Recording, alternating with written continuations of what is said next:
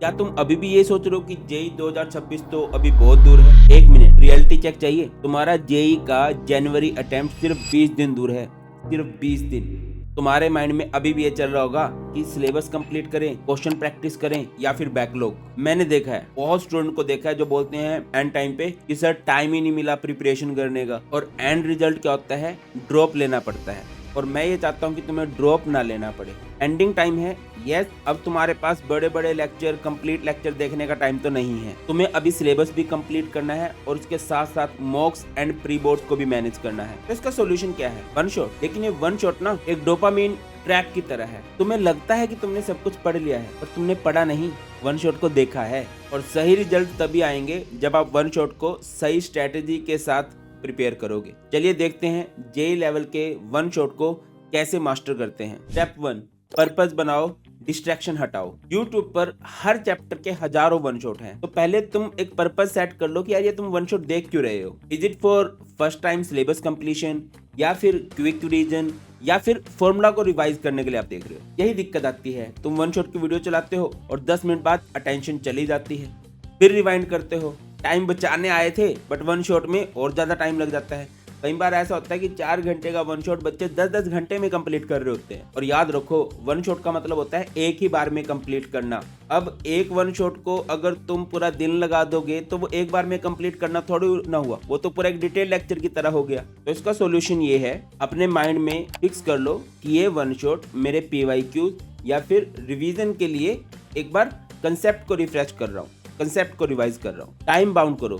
जैसे IPL में आपने देखा होगा कि ना फिक्स होता है इतने टाइम बाद एक इनिंग खत्म हो जानी चाहिए वरना पेनल्टी लगती है। सेम आपका वन शॉट में भी आप डेडलाइन सेट कर दो कि 7 बजे तक ये 4 घंटे का वन शॉट में देख लूंगा any how. Step 2, active learning system. बस लेट कर 2x पे देखने से कुछ फायदा नहीं होगा भाई। जेई की रिक्वायरमेंट है active recall and deep engagement. One teacher for one subject. Her chapter अलग टीचर से देखोगे तो कंसेप्ट मिक्स हो जाएंगे। तो फिजिक्स, केमिस्ट्री, मैथ्स के लिए अपने टीचर्स को फिक्स कर लो। हाँ, केमिस्ट्री के 3 पार्ट्स हैं, फिजिकल, इनऑर्गेनिक, ऑर्गेनिक। उसमें आप अलग अलग टीचर सेलेक्ट कर सकते हो, बट ये फिक्स रखो कि ऑर्गेनिक में इन टीचर से पढ़ूंगा, फिजिक्स में इन टीचर से ही पढ़ूंगा। ये फिक्स करके रखो। हर एक सब्जेक्ट के लिए एक ट्रस्टेड एजुकेटर को पिक करो एंड फिर पूरी प्लेलिस्ट को फॉलो करो अच्छे से। हमेशा वन शॉट को एक्टिव मोड में देखो। पेन और नोटबुक लेकर बैठो और पॉज सिर्फ तभी करो जब आपको कोई फॉर्मूला लिखना हो, कोई इंपॉर्टेंट कंसेप्ट लिखना हो, ग्राफ बनाने हो। स्क्रॉल करने के लिए नहीं कि वन शॉट को पॉज किया और फिर फीड को स्क्रॉल करने लगे। लेक्चर के साथ साथ मिनी नोट्स बनाओ।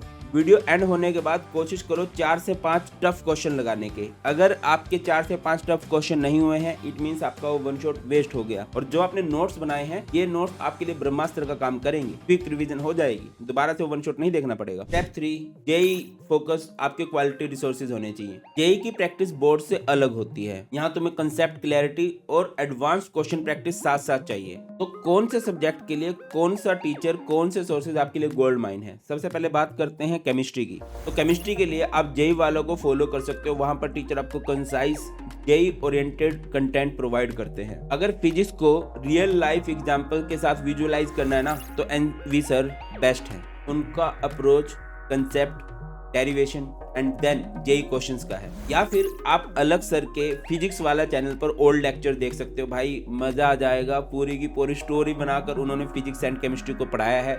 बढ़िया बढ़िया नोट्स क्लास के साथ में बन जाते हैं। बात करते हैं मैथ्स की। मैथ्स के लिए आप मोहित त्यागी सर को फॉलो करो। इनके लेक्चर्स हैवी होते हैं बट मैथ्स को मास्टर करने के लिए कंपलसरी भी हैं। NTA सिर्फ फॉर्मूला नहीं, उनकी इम्प्लीमेंटेशन भी पूछेगा। उनके चैनल पर 0 to hero level question series आपकी बहुत हेल्प कर देगी and full structured JEE playlist आपको वहां पर मैथ्स की मिल जाएगी। वन फाइनल रिसोर्स, अगर आप कोचिंग नहीं जा रहे हो तो एक सब्जेक्ट के लिए एक टीचर को पकड़ो और उनकी प्लेलिस्ट को फुल अच्छे से फॉलो करो। Step 4, consistency is the only weapon. देखो अब टाइम बहुत कम है। अब ये मैटर नहीं करता कि तुमने पहले कितना टाइम वेस्ट कर दिया। अब ये मैटर करता है कि बचा हुआ टाइम आप किस तरह से यूज करते हो, कितने कंसिस्टेंट हो जाते हो। प्रोसेस पर फोकस करो, प्राइस पर नहीं। तुम्हारा गोल AIR अंडर 1000 लेकर आना नहीं है। तुम्हारा आज का गोल है मैं 2 वन शॉट देखूंगा, उसके नोट्स बनाऊंगा एंड PYQ अच्छे से प्रैक्टिस करूंगा 20-30। जब तुम रोज इन छोटे गोल्स को अचीव करते हो ना, तो कॉन्फिडेंस बिल्ड होता है और आउटकम अपने आप प्रोसेस का बाय प्रोडक्ट बन जाता है। कंसिस्टेंसी का सिंपल रूल है, अगर बुरा दिन है, अगर पढ़ने का मूड नहीं है तो अपना कुछ मिनिमम टारगेट होना चाहिए कि ये तो एनी हाउ मैं पढ़ूंगा ही। AIR अंडर 1000 लेके आना मतलब टॉप 1% में लेके आना, ये कोई बच्चों का खेल नहीं है, बट एक इम्पॉसिबल टास्क भी नहीं है। तुमने देखा है नॉर्मल स्टूडेंट्स भी टॉप रैंक लेके आते हैं और उसका सबसे बड़ा रीजन होता है कि वो कंसिस्टेंट होते हैं। कमेंट करो JEE 2026 फोड़ूंगा ताकि तुम भी कमिटेड रहो अपने गोल की तरफ। मिलते हैं नेक्स्ट वीडियो में, तब तक के लिए कीप प्रैक्टिसिंग।